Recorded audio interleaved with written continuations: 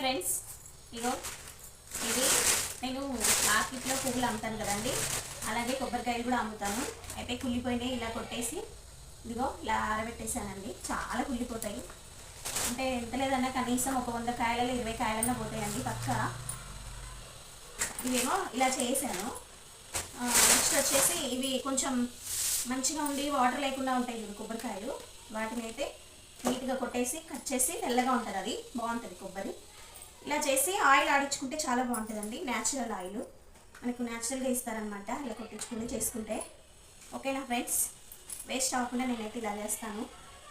మీరు ఎలా చేస్తారో కామెంట్ బాక్స్లో తెలియజేయండి.